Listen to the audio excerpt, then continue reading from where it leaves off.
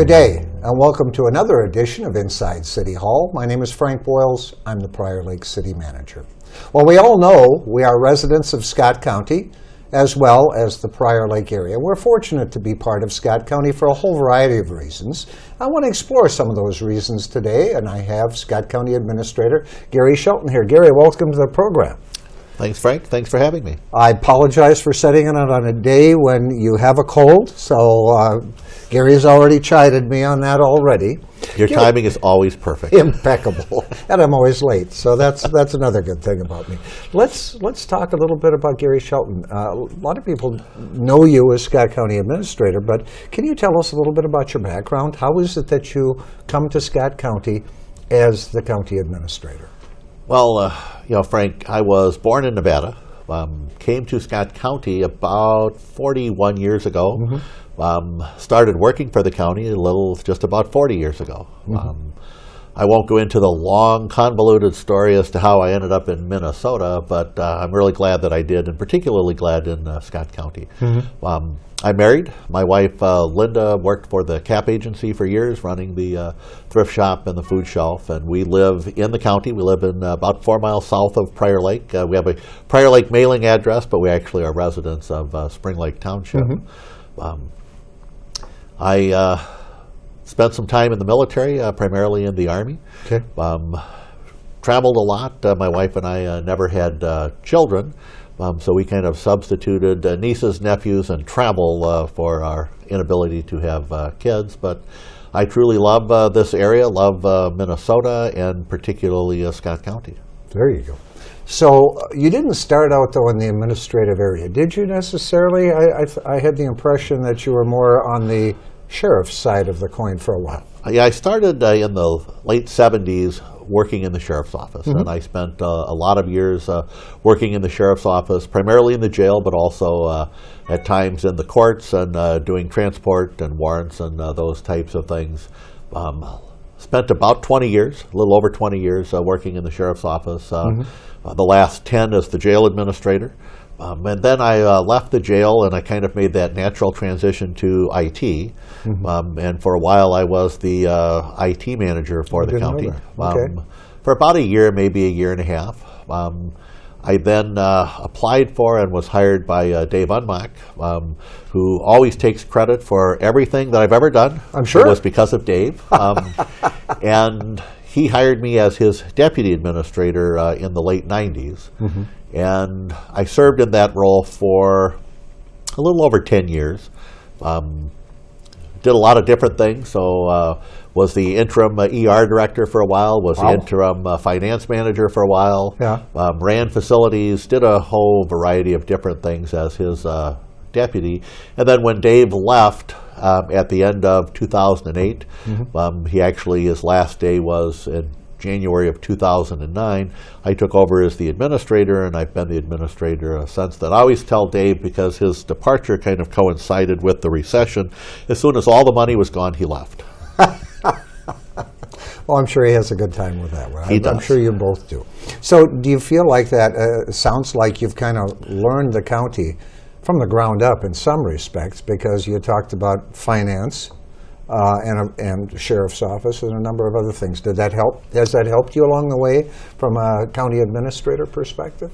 I think, given the role of the administrator, that having had some experience in all of the different functional areas, so in the sheriff's office I had a lot of opportunity to work with corrections, to work with human services, to work with the courts, to work with the county attorney's office. So you had a lot there. Obviously, in finance and ER and IT, and facilities, those are all generally internal functions. So that gives you the opportunity to work with all of the different entities within the county. And so I think that kind of inside knowledge helps a lot as you kind of structure budgets and structure operations and look at how are we going to measure and determine whether or not we're accomplishing anything. So I think that there's a lot of advantage to that. I know a lot of administrators that have much more academic training than I do in terms of their roles in administration. For me, I think that practical knowledge is more where I draw my insight from the exposure to the different areas. And then to some extent, I have a bit of a business background too. So my formal education is in business administration, and I like to toy with private enterprise. I have started a number of businesses, so I think I've started 5 different businesses, small private businesses. Several nearly bankrupt me, so you learn a lot by failure. Sometimes the hard way, yeah. That's right, but you learn a lot by failure. Yeah. Others have done quite well. I've also bought and sold some businesses, and so I think that background as well helps keep you grounded, because at the end of the day, all organizations have some similarities. There's difference between government and business. The two aren't the same, but I think having a foot in both worlds has helped me a lot to make up for some of the academic training that I probably kind of skipped over when it comes to government administration. The activity in the private sector, do you think that's helped on the public side? Oh, I think it helps personally or I think it helps a great deal. Okay. Because you can learn a lot of things by how things are done in the private sector, which are quite different. Now, you can't do everything the same. A lot of times people think, well, government can do it just like the private sector does. Well, that's not really true. The rules are different. The rules when it comes to how some decisions are made are quite different. The rules when it comes to how you interact with people are quite different. So there are very specific statutes that require different things for the public sector that aren't requirements for the private sector. But you also get, I think, a better feeling. You need to have that feeling of how do things impact you. So as a business person, and I've had office locations in Fairmont and in Mankato and in St. Cloud and in downtown Minneapolis and in Hastings and in Burnsville, and different actions taken by counties and cities have impacted my businesses. Sometimes negatively, sometimes positively. So it's interesting being able to see both sides of that, because everything that we do has some sort of impact upon people and upon businesses and upon communities. And so the better perspective you have, the better ability that you have to see all those different impacts, I think makes you a better administrator, because you can understand, I think. Now, it doesn't mean that we always do it right, because you can understand it really well and still make a bad choice. But I think that understanding, and I'm a person who learns more from the practical, from doing than from the academic side. Interesting. So that you do have a far broader array of experience than I had thought you did. So I've learned something already. So a lot of people don't understand what a county administrator does. Is there a way to sum it up? I want to talk about having 5 bosses or more, but let's talk maybe just about, is there a nugget that you can say, this is what being a county administrator is?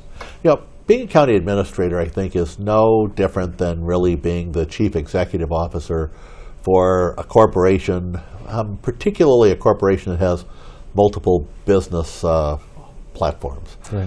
Because county government involves a lot of diverse things. So you have roads, obviously, and you have law enforcement, and you have corrections, and you have the jail and prosecution, but you also have parks, and you have human services and mental health. And so there's just a variety of different business units within the county. Products and services. And so I think it's really no different than that, other than some things are prescribed. Prescribed by federal law, prescribed by state law. You talk about 5 bosses. I always jokingly tell people I only have 1 boss, and she's at home. But the truth is, I don't ever view the county as I have 5 bosses. I have a boss, and it's a county board. And the board, so no single board member is what I would say is the boss. But the board collectively is the boss. And I don't view them any differently than you might view a corporate board of directors. What is the board's function? The board's function is to set direction and to set policy and to establish fiscal parameters under which the county is to be managed and operated. Power of the purse. And then they also have the job of then deciding how well am I implementing those policies, how well are we moving in the direction that they sent, how well are we staying within the fiscal parameters. So they evaluate collectively my performance. So I never view it as I have 5 bosses. There are 5 different personalities Right. within my one boss, which is the board, and they sometimes have different priorities and different perspectives because they represent different constituencies within the county, but they generally come together when it comes to that policy and direction piece. And so my role is not dissimilar to a chief executive officer in a corporation, in that I take the policies and the directions and the parameters that the board set, and my role is then to manage that. Now, it's a bit different in that there are other elected officials within county government. So I can't tell the sheriff what to do. I can't tell the county attorney what to do. They are elected officials with statutory authority. In some cases, I can't tell the county highway engineer or the county assessor what to do, again, because they are appointed individuals with statutory authority. So there's a little bit more requirement to build those relationships, but to make sure that the input that goes into those policies and those directions is input from all of the various stakeholders. So from the citizens themselves, and we try and reach out and do that in a variety of different ways. Not always that successful, but we make a real concerted effort to make sure that we have good citizen input through commissions and advisory boards and through Speak Up Scott County and open houses and other media. We try and make sure that we have that citizen input. But then also the input from the highway engineer and from the surveyor and from the sheriff and from the county attorney and from other staff within the areas, the functional business units within the county, to kind of roll that up so that the board hears everything and then makes their judgment based upon their perspective. And then my role is really just to implement that and to manage the organization. So the board's primary purpose is policy and direction and fiscal containment. They set the box. They don't necessarily put all the pieces in place, but they set the box within the rest of the organization now functions. And my role is to make sure that the organization functions as best it can within the box that's outlined by the board to the betterment of the public. So you've outlined a number of different responsibilities there, and certainly it's interacting with the board a great deal.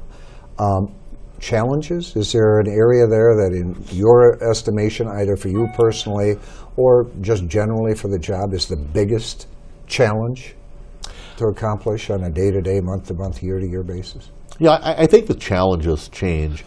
But if I were going to say what is always the single biggest challenge, it is building consensus, because there are a lot with everybody, with the communities, whether it's the townships, whether it's a city, whether it's a school district, whether it's a specific neighborhood, everything that we do impacts somebody. So if you make a change to a library, if you make a change to a park, if you make a change to a human services program, that change is going to impact somebody. The perspectives are going to be different between the commissioners in Savage and perhaps the commissioner in Belle Plaine. Their perspectives of those changes, how it impacts their constituents, is going to be different. You may have the city or the township or the school district or some special interest group who will weigh in on particular topics. And so the most consistent challenge is really how do you try and make sure that everybody's heard, and I don't mean that everybody gets their opportunity to speak but you ignore them, but that you actually listen. How is everybody heard? And then how do you work with the board and the departments to try and come up with a direction, a policy, whatever you're doing that will serve the best interests of everybody, because you're really looking at the entire population. And so sometimes you can do something that may have a negative impact on one constituency or one area, but a very positive impact for everybody else. And so some of that is how do you mitigate the negatives when you do things, because every action has some type of reaction. So I would say that's probably the biggest challenge. I'm going to plug the scene here because I hope everybody reads the scene. But in the last article of the scene, I talked about scale and how Scott County punches above its weight. I think a lot of that has to do with the fact that, and I don't take credit for this particular piece, I'm the benefactor of it, but I do think through scale, even though we sometimes squabble with each other, even within scale, I think through scale, I think this area, this county, the communities in this county, the residents of this county, I think we do a better job quite often of coming together and working together than in many areas. And because of that, we do sometimes accomplish things that a lot of people say, boy, how did you get that accomplished? Yeah. I think that also is internal to the county. I think the county has a very good culture within the organization of working together, of caring about people, of caring about each other, and I think, and of sharing. And I think that culture in and of itself has shown through in a number of different ways that help to bring everybody together. And so I think that building consensus is probably always going to be the most challenging part of any job. But when you do that, and something, forget what the show was, but years ago on TV there was a guy who he always ended it saying, oh, I just love it when a plan comes together. And that's really kind of the feeling, the biggest joy I get quite often out of the job is when you see something where everybody does finally kind of come together and you accomplish something very positive. I suppose that it's also nice when they don't step apart. Even if they don't pull together, they don't suddenly fragment and become, okay, now we're enemies again. Yeah, and I think that's probably a good way to put it. Even when we disagree, we agree that we disagree. It's a civil disagreement. It's not we're suddenly at each other's throats. So I take satisfaction in that too. But I take much more satisfaction when we come together and reach a consensus. Absolutely, and we do that more often than not. So let's talk about scale a little bit. Scott County Association for Leadership and Efficiency originated in 2000. Was it 2002? I think it was 2002 or 3. One of those. See, I think it originated in the early 90s. And it was maybe it goes farther back than that. And it was formalized in about 2002, 2003. Yeah.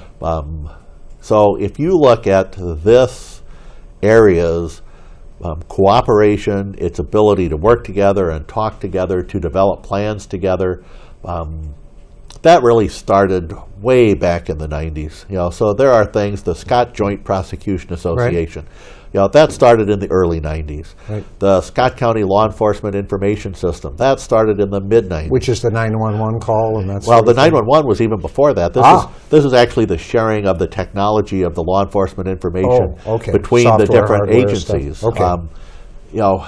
We've done a lot of really good working together for the betterment of the public and getting big things done for even predating scale. What scale did in the, I think it was 2002, 2003 timelines, is it said, let's expand that, folks. Let's not make it, okay, our highway engineers are working pretty well together on this, or law enforcement is working pretty well together on that. It's how do we now collectively, how do we all come together? How do we bring the townships in? How do we bring the schools in? How do we make sure that all the cities at every level participate? How do you continue to create that culture that goes beyond some little specific things? It's why today, with the collective impact and the 50 by 30 things that are being worked on, if you look at that, those are truly game changers. Excuse me. We've accomplished a lot of things that many organizations and counties would say you couldn't do. Yeah. They think those are the difficult things. So the equipment sharing that we do, the fiber optic network that's been built, the training center, the Joint Prosecution Association, the law enforcement information, I mean, those are big, big things that we did easily, that other counties have tried. If you remember, we had a joint meeting with a county who talked about 3 things they tried and failed at, and we were successful at all the 3 things that they said couldn't be done. Right. So they viewed those as huge challenges. We accomplished them. We're now working on things that are truly huge in terms of our communities through the collective impact.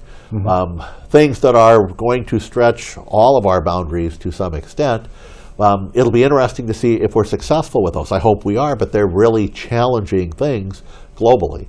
And so I really take great pride in the fact that as a community, and when I use the word community, I mean 11 townships and 7 cities and the county and all of the other collective bodies within this entire area. Sure. As a community, we do such a good job of working together that we're now trying to tackle things that most communities wouldn't even think were possible. And I think that that's a great response to how government will eventually be. I think that we're a decade, maybe 2 decades ahead of where most organizations are and most communities are because of how we operate. And it allows us to do some things that others would say, wow, you just can't do that. And I go places and sometimes speak and have had others say, really? You guys do that? You guys can accomplish this or can accomplish that? I recently was invited to speak at the National Association of Counties conference out in Long Beach, California, to participate in a panel. Nice location. And it was a nice location, but it's not that nice in July. It's too hot for me. I like the cool weather. Right. Today's a nice day. Yes. But as we were talking in this panel, and there were people from counties in New Mexico, Utah, California, Scott County, and then there was also a federal official there. And they were all talking about different issues and how they were unable to resolve those issues or how they were struggling collectively. Okay. And then it came to us, and I basically said, folks, we don't have those problems. I mean, we have the same issues that you have, but we don't have the problems in resolving them. And I talked at great length about how scale and the relationship building, and what scale is really about is about having a relationship before there's a problem. Yeah. If you try and build a relationship to solve a problem, it's much more difficult than if you have that relationship and then the problem comes up, you can deal with the problem. Yeah. And so I walked through, for this group, a very significant issue that involved the city of Prior Lake, that involved a specific neighborhood in Prior Lake, that involved the county, that involved the Shakopee, Mdewakanton Sioux community. Very complex issue that was resolved, has been resolved, that everybody from the neighborhood to the city to the tribal government to the county is happy with the resolution. And the moderator said, and how many years did it take to kind of work through this? And I said, about 8 months. And that is the power, I think, of that type of an organization and basically how we do business. Now, I still think that we have a long ways to go because I would like scale to become the first thought process in everything that we do. And I don't think we're there yet, but I think that we're so much closer than most. And if we never get there, we've still accomplished a great deal. Well, I agree with you 100%, but my observation right from the start was the county is the big dog, right? I mean, the county's got the biggest budget, the biggest set of resources. If the county is committed to something like scale is going to have just twice as hard a time if the entities other than the county. So you transplant scale into another county that operates totally different. I think it perishes. I think it struggles. I think to some extent you're correct, and I think it will struggle. But I actually think that in large part it takes everybody. So I don't disagree. I think the county has to be willing to step up to the plate. But it really goes back to something, and God, I hate to keep plugging Dave Unmock, but it goes back to something that Unmock drilled into me that I firmly believe. People most of the time could care less who actually delivers a service. Yeah. What they care about is that they got good service. What they care about is that they got service that was as inexpensive as it could possibly be. So they want to spend as little money as possible and get the best service possible. And they don't really care if it's the city that delivers it or the county that delivers it. It's government that cares about control. And you need to be willing to say, let's give up control, even if it's my money. So a lot of times what you will see where people will fail is somebody will say, well, if I'm funding that, I want to make all the decisions. Right. But is that really necessary? I don't think so. I don't think it matters because at the end of the day, the money all comes from taxpayers. Right. So it really doesn't matter who controls that. What matters is that collaboratively we can work together to provide those services. And the funding piece, well, that only matters to people like you and I who have a levy and a budget and those types of things. But to the general public, what they want to know is, I spent $1 and I got a full dollar's worth of service for that dollar that I spent.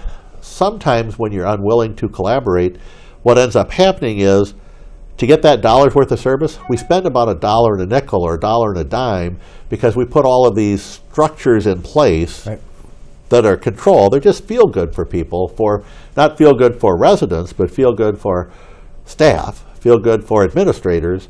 That gives us this feeling of control. But in doing that, we actually make the cost more expensive. And I think that's a big part of what scale has helped. And I think some of it has to do with the county's leadership. Oh, absolutely. But I think that's a big part of what scale tries to get past to some extent. Let's make that piece really simple so that when we spend that buck, we're getting $1's worth of service. Maybe we're getting $1 and a penny's worth of service because we've now figured out a way to streamline that. Yeah. Good. Thank you for touching on scale particularly, because I think that's a huge distinguisher of Scott County versus so many other counties, and I agree. You've actually taken it nationwide based upon your comments about the panel discussion. So, thinking about your actions with the county to date, what are you most proud of? Yeah, I'm most proud of the culture within the county organization. Okay. So, I believe that while it's not universal, and I think nothing within an organization of 700 or 800 people is ever going to be universal, but as an organization, I think that the county organization is very committed to public service. And I think that kind of gets lost sometimes in public agencies, where they start to worry about themselves. And so when you look at the way the county has moved the culture and where the culture operates, the culture is about outcomes. It's about accomplishing something. And it's very difficult sometimes to get people to look at what they're doing, how they're doing it, and is it making a difference? So the consumer? To the consumer. And the consumer is the constituent. Okay. So we have lots of little kind of buzz programs. So we have what we call delivering what matters. Okay. And I think that that's a great catchphrase, but it's really about how do we do business. We need to deliver what matters, but what matters to who? What matters to the residents? And so we've spent a lot of time trying to make sure we understand what does matter to the residents. But more importantly, how do we make sure that what we're delivering is actually driving a positive outcome? How are we measuring it? Government has too big of a tendency, I think, sometimes to measure things by activities. I saw 10,000 people. So what? Did seeing those 10,000 people change anything? Did it make any difference at all? As opposed to looking at an outcome and saying, how do we drive an outcome? And I like to use the highway department because a lot of people think that the highway department does projects to reduce congestion. And that is far from true. 90% of what they do is driven by public safety. So when you look at what makes the public safe, the traveling public safe, well, there are a lot of different players at the county level.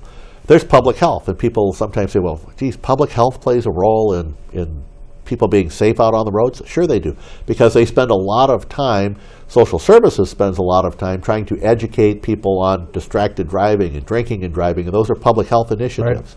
Right. You have law enforcement and corrections. How do you take chronic drunk drivers and get them off the road? How do you deal with them? How do you try and make them change their behavior so that they don't present that threat to the public?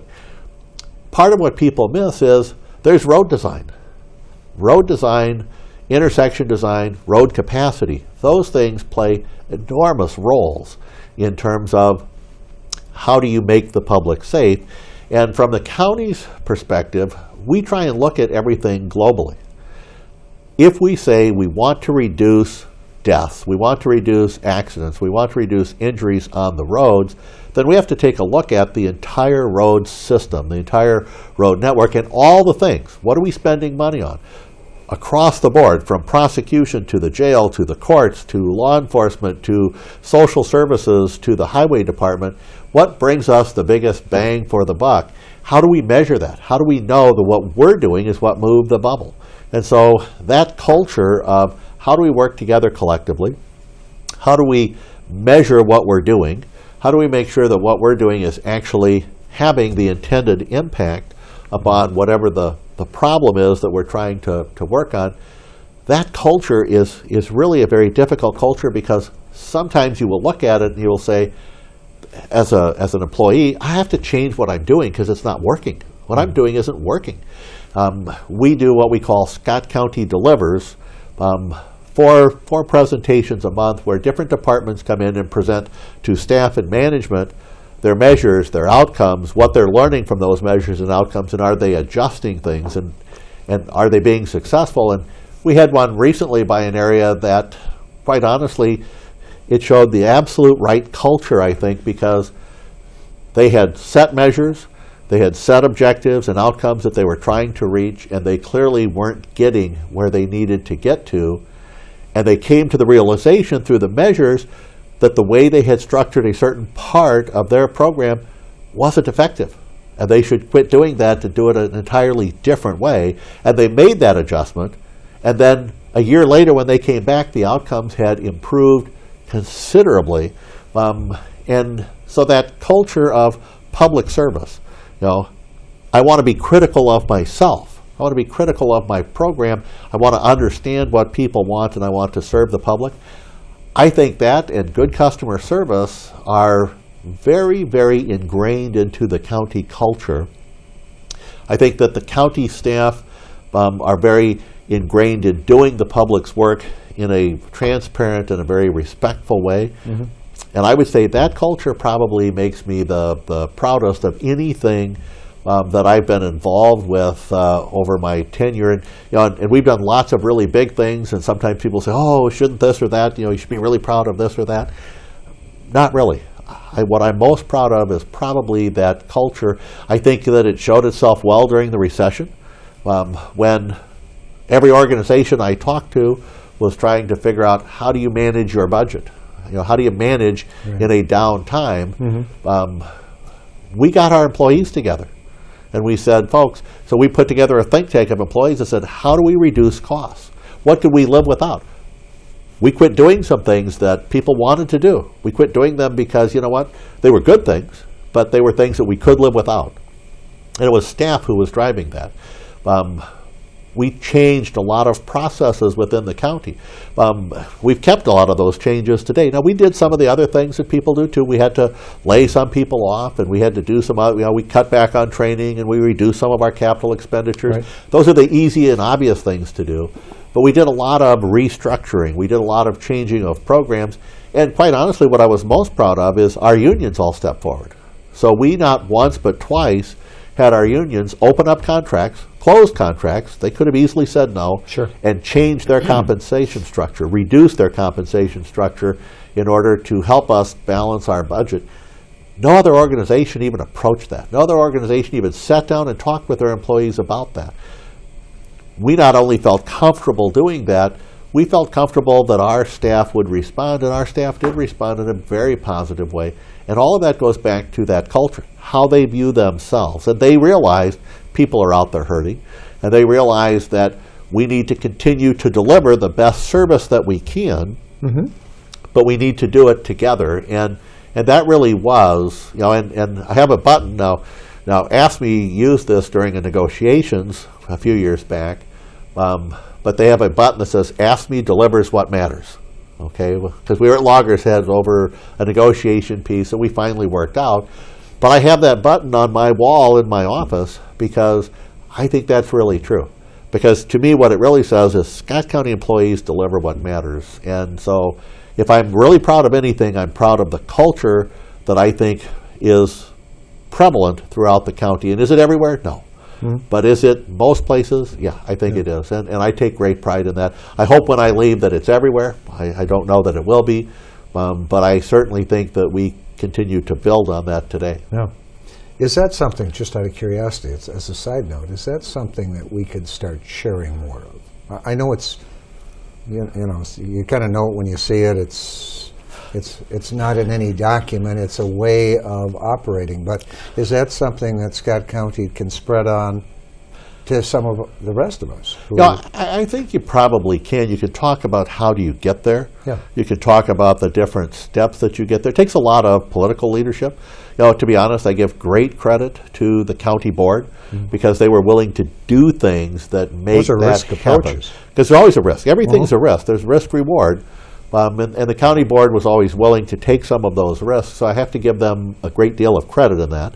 But I actually did a few years ago a presentation to MECA, the Minnesota Association of County Administrators up at Rutgers, on where we were at in Scott County. And it was about the culture, and it was about the way we do business, because we do business very differently than many organizations do.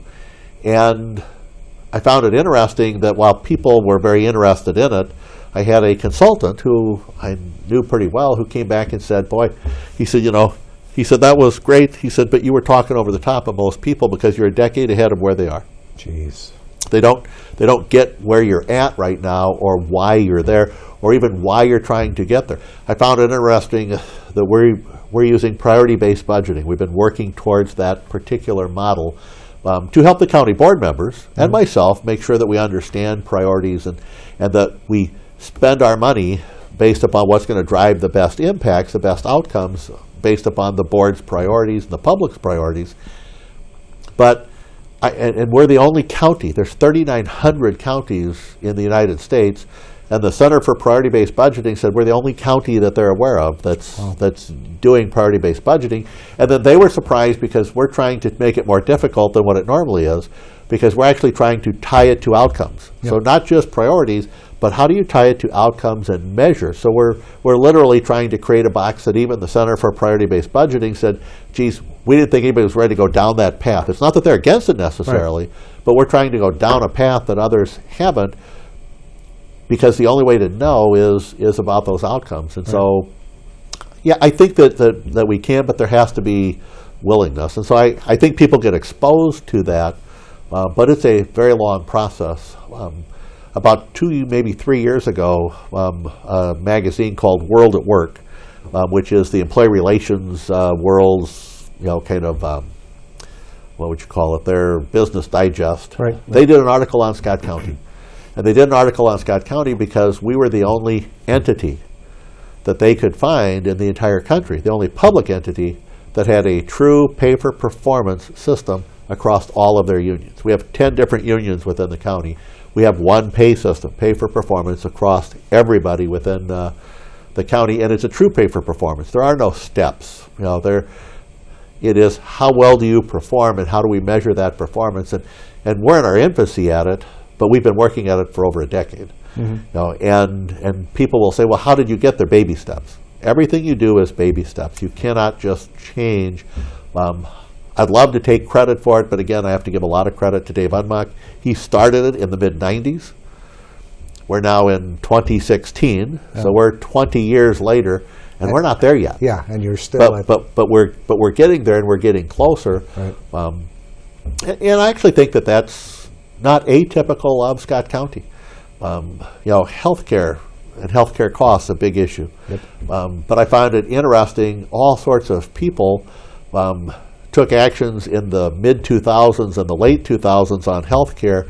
And if you look at the Scott County Board of Commissioners, in 1993, they took several actions because they looked down the road and they said, 20, 30 years from now, this is going to be a big problem for us.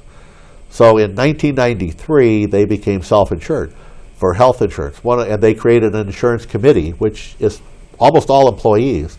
And they quit providing retiree health care benefits. Why? Because they looked way down the road and said, if we don't do this, this is going to bankrupt us. Healthcare costs are going to skyrocket. Well, they were a decade or more ahead of where, because if you look in 2003, 4, 5, you see all sorts of organizations starting to go the same place. Right. And so I don't think that's atypical. I joke sometimes, I won't name the county, but one of our neighboring counties was celebrating about 9 or 10 years ago the fact that they created a joint dispatch center that now dispatches for all the cities and the county throughout the entire county, and boy, what a big move forward that was. And because I like to chide people, I sent that administrator a note saying, gosh, you guys finally caught up to where we were in the 70s. But I do think that whole working together, it predates scale by a lot, but it's the willingness to be looking down the line and making adjustments, but doing it as in truly being committed to that public service. I think that's a big piece of it. You bet.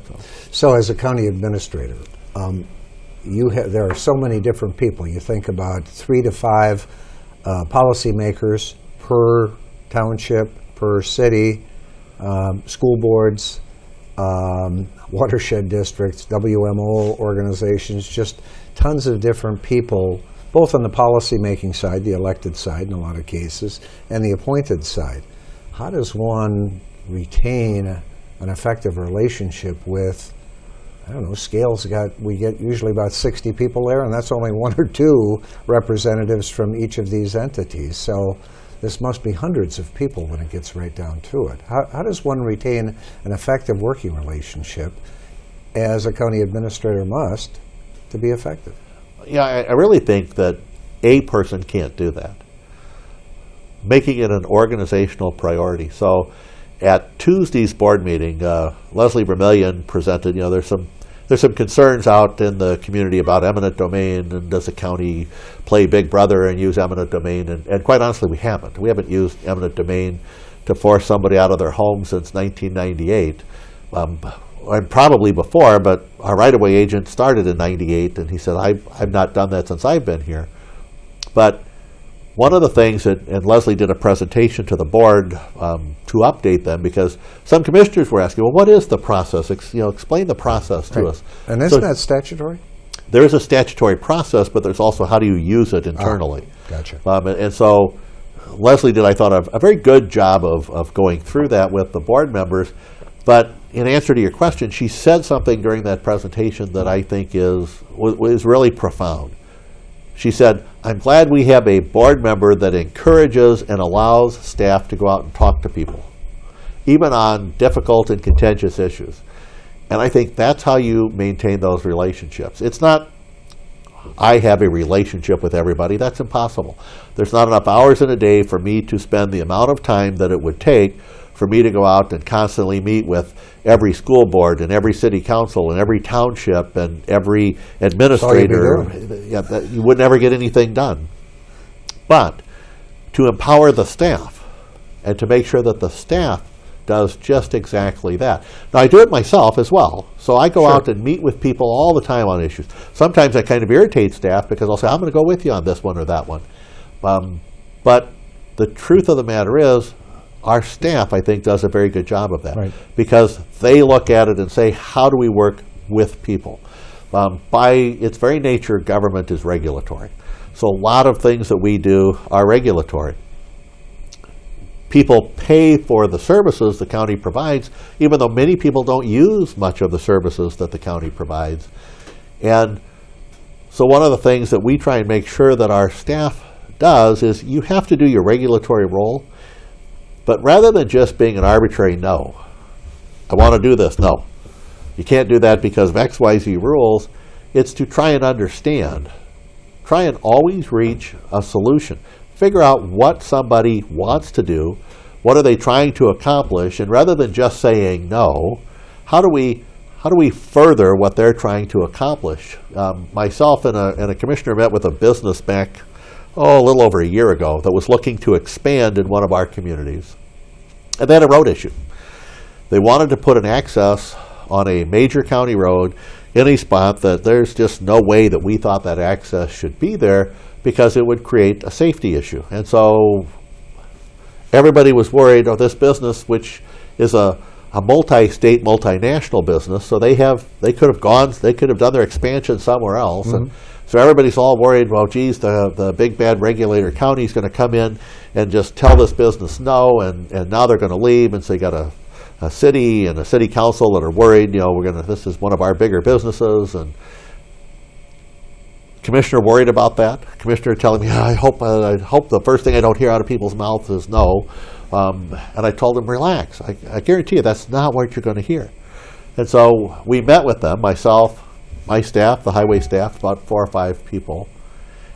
And they started the conversation exactly the way they should start the conversation. They didn't talk about that access.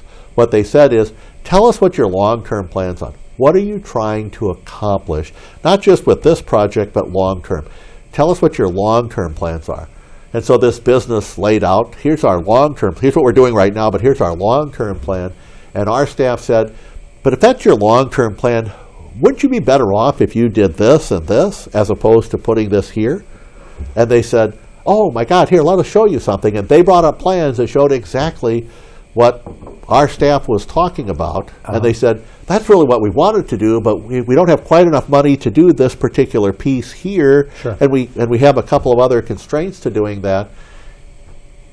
And long story short, after about a 2-hour discussion, we had reached a way for them to do what they really wanted to do in the first place. Now, part of it included the county actually putting some cash into that project and helping them It's where the rubber hits the road. construct that particular piece of it. Sure. And some people would say, well, why would the county do that? Well, for safety reasons. Number one, they are a good employer, but number two, it not only allowed us to keep the one access off the road, it allowed us to take 2 other accesses that were not particularly good accesses off of that same road. Right. So it allowed us to move the interests of everybody forward for really what was a nominal amount of money in the grand scheme of things. And that business walked away just absolutely pleased. And as we walked out the door, the commissioner said, oh, I'm so happy with the way that went. Well, and he should be, but I had no doubt in my mind that that's how that conversation would go, because that's how the conversation ought to start. Tell us what you're trying to accomplish. Let's figure out how we can work together to do that. But it does take working together. So people have to have an open mind. People have to be willing to look at all the different possibilities. People can't be just about me. It's all about me. It has to be about everybody. It has to be about the entire community. It has to be what gets us the most for what is good for everybody. 99.9% of the people will go there. When Randy Ronning talked about how he's our right-of-way agent, when he talked on Tuesday about how he approaches that really was the message he was saying too. He finds it, once people understand everything and see where you're going and you have those discussions, which can take, right-of-way acquisition can take as much as a year to a year and a half. Right. Most of that is in discussions and making sure that we understand what's important to people and they understand what we're trying to accomplish, and then you find a way to come together and accomplish it together. Very nice. So let's look forward for a minute. You're a soothsayer, you're looking out there, and you're seeing Scott County in sometime in the future. What major changes do you see? I'm giving you a wide open question on any dimension, whether it's the Scott County organization, whether it's the Scott County physical infrastructure, or people, or communities. What do you see major changes, major trends that other counties are seeing that are probably going to be transferred to Scott County, or the reverse, that are just happening in Scott County but not elsewhere? Well, a difficult question. I think the county is going to continue to grow. At what pace, I don't know. Right. But now you're talking about population-wise. Population-wise. I think you're going to see that continue to happen because it's a desirable area. Yes. And when people talk about, geez, I don't want my community to grow anymore. Well, there's only one strategy I know of to keep your community from growing. Make sure you have a crappy community. So if your community is crappy, nobody's going to want to live there. And school district. But as long as you have a nice community, and I include school district Sure. when I say that. No, I appreciate if your schools are nice and your community's nice and your parks are nice, people are going to want to live there, and people are going to want to raise their families there, and hopefully their kids are going to want to stay there, and so you're going to grow. And Scott County, across the entire county, is a very desirable place to live. So, Yes. so I see the growth continuing. The trend that I think will eventually start to happen, that I think is happening here, and I do think that we're well ahead of where others are, is we're going to have to change the way we do business. I think we've already done a lot of things to change the way we do business, but I think more and more we're going to need to find other ways to accomplish what needs to be accomplished, because there aren't the resources to continue to do things the way that we've always done them. And I think that's going to be difficult for some. So are you thinking consolidation when you say that? I think That sort of thing is consolidation. one- I think consolidation is entirely likely. Okay. It might not be a bad thing to do. I think moving things down to the level that they should be at. There are certain things that people try and accomplish at the federal and the state level that, quite honestly, you can only accomplish at the local level. And I think eventually we'll get back to that, because I think people are finally really starting to wake up to, the federal and state governments can't do everything. I think you're going to see costs continue to shift to the local units of government, and we've seen that more and more as resources become more constrained. But honestly speaking, and I'm not saying do more with less, I'm saying do different with the same and maybe with less. We have to find different ways to approach how we deliver services. That may be through collaboration, it may be through consolidation, it may be through public-private partnerships, it may be through we have to allow the public sector or the private sector to start doing some of what the public sector used to do. We get out of that business altogether. I tell people all the time, nothing that the county does, I think, is not something good. But there are things that we may have to at some point say, you know what, we're not going to do this anymore because we can't afford to do it. It's not that it wasn't a good thing to do, but we really don't have the resources to do it. I'm not a person who thinks that we should do things kind of half-assed, to be perfectly frank. I think if we're going to do it, we need to do it well. Right. And it needs to drive some sort of outcome. I tell county staff, and I do an orientation. I try and meet with every single new county employee, and I do about an hour and 45-minute orientation every month with new staff, which I tell them right up front. What I'm trying to do is indoctrinate you into the Borg. I want you to understand what we're about. I want you to understand what type of culture. Why hopefully we hired you, because you're a person who's innovative, you're willing to make changes, you are a public servant, you're willing to be transparent, to be open and honest in your communications and trusting in your communications. But more importantly, they need to understand, and I tell people all the time, if what we're doing isn't truly contributing to the safety, the health, and the livability of our communities, we ought to get out of that business. We have no reason being there, because we do take public dollars and we spend them in the community. We need to make sure that we do that in the best way possible. And for us to do that, it takes a staff who truly believes in that. And so I think all government is facing it now, but we'll face it even more in the future, that we have to find different ways to do what we do, and in some cases we need to quit doing some of the things that we do, and people will be impacted by that. And we have seen those, just recently, and it was very tough on the county as an organization. But we had SmartLink, which is our transit operations. It's our dial-a-ride, it's our medical assistance transportation, and we just changed that to be more of a public-private partnership. So we had county employees who were bus drivers. They did a great job. Sure. A really good job. They were good staff. They were good employees. It was more expensive. We don't have the resources. And so we were faced with the fact that given the amount of resource we have to put into that operation, we were seeing a higher and higher rate of declines. So somebody calls, they need the ride, and we're unable to provide it because we don't have the resources to provide that service. And so we took a hard look at it, and we eventually contracted that out. So we laid off the county drivers, and we went to a contracted driving service. Now there's a piece of it that we still manage and do, the mobility piece of it, but the driving was contracted out to a private enterprise that could do it more efficiently, maybe not more effectively, but certainly more efficiently and at a lower cost. And so I don't know the actual numbers, but I'm just going to use a number. So rather than delivering 100 rides for this amount of money, they could deliver 110 rides or 115 rides. Well, there were a lot of people who were out there saying, but the service is not going to be as personalized, it's not going to be as good. These these people aren't going to be as dedicated to the public service. Well, I don't know if that's true or not true. Time will tell on that. But the truth is, we had to be willing to say, no, we're going to do it differently. Because you know what?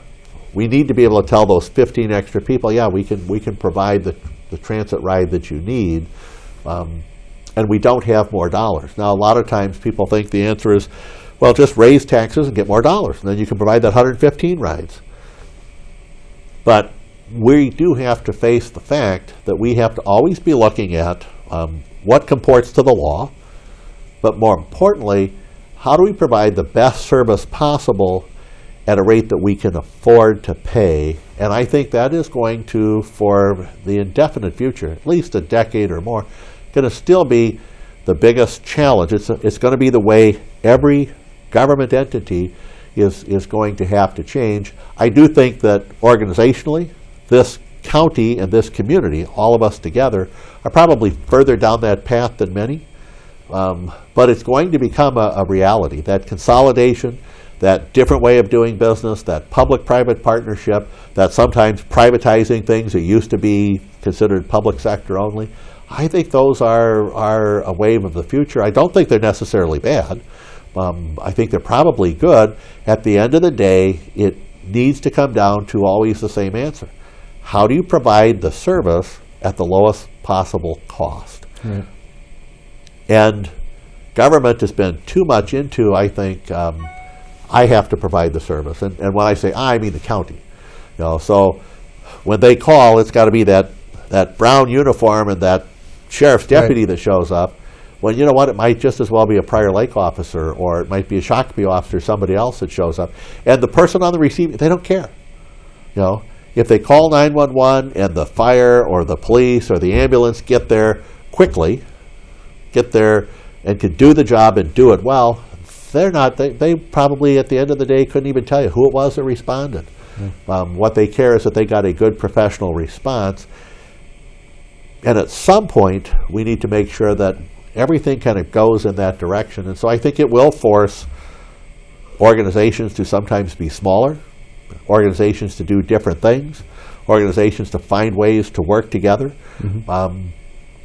That will then take away some of the control. So I'll get back to one of the things we talked about from the early 1990s, which was the Joint Prosecution Association. That started out as the cities, but not even all the cities, saying, how do we do this better together? And the cities said, you know what, we can do this better together, and they did. And they reduced their costs dramatically. And then that was through a joint powers? Through a joint powers. Yeah. But through a consolidation is what it was. Yeah. And then you saw the cities that didn't join saying, oh, wait a minute. That looks like it worked. That's working, so we should jump on board. Right. Well, and then, through just a mutual agreement, we moved it into the county attorney's office but kept it separate. And today it's really one very seamless operation. Merged right in. Merged right together. And if you take a look at that evolution, four distinct steps. The cost, it's 4 distinct steps over 25 years, but the cost savings is enormous. And I would say that a good study of that would show you that we're providing better service, a higher level and higher quality of service at a significantly lower cost, because we were willing to continually change and adjust. And every time, and you were in many of those conversations, as was I, every time there was an adjustment, the real issue came down to control. How do I control this? How do I make sure that I get in my community what I need? Which is it's a euphemism for control. Yeah. How do I get what I need? Well, if I control it, I get what I need. That's a piece that we need to get past. Now, and we generally do have a tendency to eventually get past that piece of it, because the focus is the right focus. I see more and more of that happening. Things consolidating, maybe consolidating at a different level, might be a higher level, might be a lower level, not just collaborating, but quite honestly sometimes consolidating. And I think that will drive where we're at for a long time. And I think others are just now starting to realize that. So I look at neighboring organizations, neighboring counties, and I can see many of them starting to do some of the things that we did 10 or 15 years ago just today. And I think that will accelerate over time, because we have to. because we have a limited amount of resources, and we do need to find how do we get the best bang for that buck. You bet. You go back to 2002, 2003, and I think we had a list. I recall it being 90 items. Maybe that wasn't the number, but that's the number that stuck in my head. 90 items that we were collaborating on, and it's like you said, the fundamental decision is, do you sit on those accomplishments, or do you try and continue to grow them? It'd be fun to get that list of 90, which I guess exists somewhere, and add to it, just to see where we've come from. And in some cases, it's refining what we'd already done. And and I don't think, I'm guessing there'll be additional evolution on Scott Joint prosecution somewhere in the future as things change to make it even better. I don't know, maybe it's multi-county. I don't know if that's even a possibility. Let's pretend for a moment you're going to retire in the near future. I am, in the near future. That's as far as you're going. We all are someday. So, and you may have already mentioned it. So you're walking out of Scott County Government Center and you say to yourself, there is my legacy. Or maybe you don't even care. Maybe it isn't Gary Shelton's legacy. It's broader than that. You know, from a legacy, and I'm not sure I do care about legacy or not legacy. Yeah. I think the culture legacy really has to go to Unmock. You know, I'd love to claim that mantle. I'm more proud of that, and I can't say that I haven't been a part of that. But I don't think I'm smart enough to have started that. And he started it with what he called a conversation. And he made it conversational, but he also set us on that path. And all I had to do was make sure not to steer the ship in the wrong direction once he left on that path. That's one of the hardest parts. I don't know if that was that difficult, because I just had to keep it between the lines. But if I were going to say, what is something that I look back on, there's a lot of things I look back on and say, boy, I'm really glad we did this or we accomplished that. Yeah. But if I have any legacy, I think it will be managing through the recession. I was very happy with the fact that, and it wasn't my doing. Like I said, I think it was truly a group effort, and mostly county staff that should take the credit for it. But I look at where we were at when the recession started in 2008, 2009 timeframe. Well, we had, in terms of a credit rating, we were a AA minus. So not a bad credit rating, but certainly not the best credit rating. We had a fund balance that was way too low. So the state auditor says you should be between 35 and 50%. Right. We were at about 27 or 28%, so we had a relatively low fund balance, unlike some other counties which could do certain things just because they could spend down their fund balance if they wanted. Mm-hmm. And suddenly you have this major economic crisis that is resulting in the loss of a lot of property value, the loss of a lot of jobs, really tough times. The state managed it by, quite honestly, dumping on local government, in my opinion. They did. In terms of Scott County, they took a little over $17 million from the county. So if you looked at our levy, which was about $60 million at the time, they took nearly a third of our levy, and they shifted that cost to us in takeaways by reducing county program aid. And county program aid is meant to help fund services that the state mandates we deliver. So they basically said, keep delivering those services, but we're going to take the money we give you to deliver those services away from you. Yep. I call that a cost shift. And how did we manage through that? Well, I'm very proud of how we managed through that, because as we came out the other side, we did a lot of things, I think, that were very good. So first of all, we kept the levy low. So if you look at it over the last 7-8 years, we've averaged about 1%, actually slightly less than 1% in terms of levy increases. We had years that were zero, we had years that were negative. We kept the budget structurally balanced. Mm-hmm. So at no point did we ever say, let's fund operations with cash as opposed to with revenue. Because I think keeping structural balance is critical to maintaining the long-term fiscal stability of any organization. We increased our fund balance. So our fund balance went from being about 27% to now it's about almost 40%. So we improved our financial position considerably. In a tough in economic a tough situation, economic yeah. time. And we continued to invest. So we did significant road projects, and we did build a library in Elko New Market, and we built a new library in Jordan.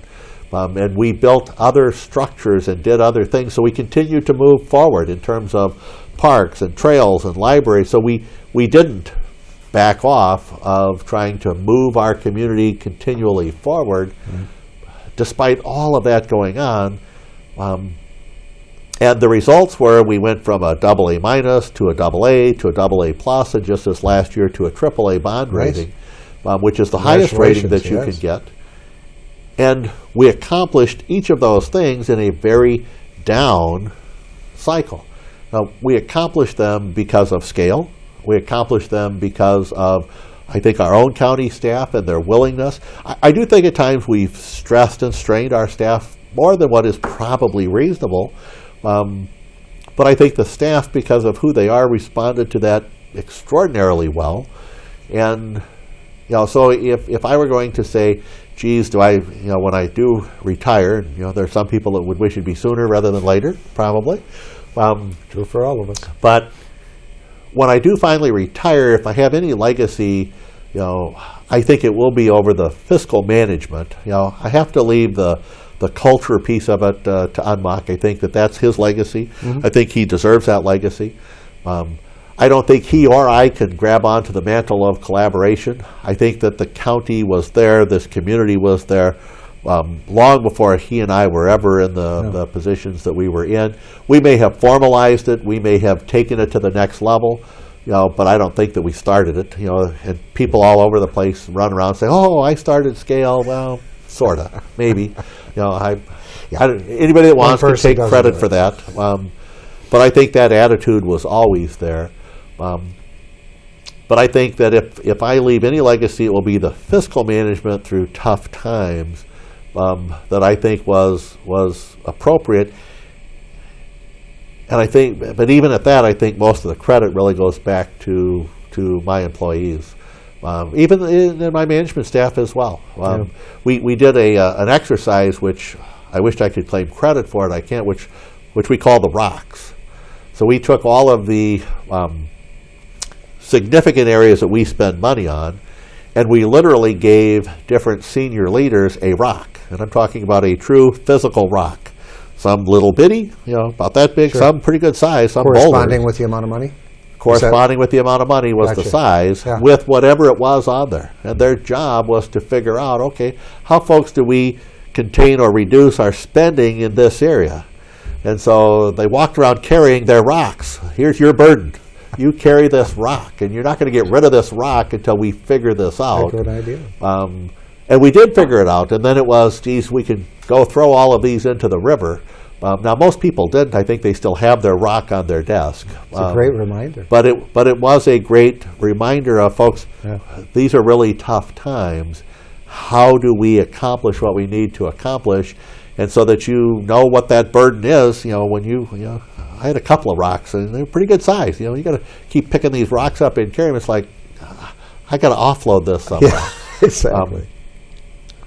Great motivation. But I think it's just that is the way that you bring the organization forward. And so, like I said, I think if anything is that's my legacy, if I have any legacy at all. But even at that, I think it really goes back to the people. It goes back to the management team. It goes back to the staff themselves. It goes back to our union leadership. I think Scott County's union leadership is excellent. Why? Because, man, they fight hard for their employees. They fight hard for their union members, but they also get the big picture. They focus on the big picture. They try very hard to understand all of the inner workings and be reasonable as to how do we approach these things. And I think that they deserve a lot of credit for that, because it's not just all about us. And I still remember we had I won't say which union, but we had the big bosses from the Twin Cities come down to one of our local meetings because they were upset that the local was saying, we're going to reopen our contract and we're going to reduce this. We're going to vote on it anyway. I'll bet. And what are you doing? And they came down and said, we don't do that. Yeah. And I thought, I was so proud of the union president who said, well, you may not, but we It's do. the local group. The local Yeah, group yeah. said, you may not, but we do. And that union passed it overwhelmingly because they trusted, quite honestly, that when times are good, they'll be treated fairly, and when times are bad, they need to make sure and treat the organization fairly. Goes to us. They're vested. They're Yeah. vested in what we do, and that, to me, is public service. Are you vested in what you do? Yeah, pretty cool. That's a good note for us to sign off, but is there anything, Gary, that we haven't talked about that we should chat before we button up the program? Not that I can think of. Okay. If people have other questions about Scott County, about Gary Shelton, can we run a phone number here? We'll run it below the... Absolutely. You can run my direct dial number. I'm slow sometimes, but I will return any call that somebody... and my direct dial number is 952-496-8105. That will get you right to my desk, and if I'm not there, leave a message. I will get back to you. Or feel free to send me an email at gshelton, gshelton, @co.scott.mn.us. I try and respond to, I don't just try, but I do respond to everything. I try and do it quickly, although there are days where I may get 200 or 300 different emails. Yeah. But I will get back to all of them at some point. You bet. So, Gary, thanks for being on the program. Very good information to share with our watchers. Thanks for having me. Thank you for watching. We hope that the information that you glean from these programs is useful to you as a resident of the Prior Lake area. Until next time, I'm Frank Boyles saying, have a great day.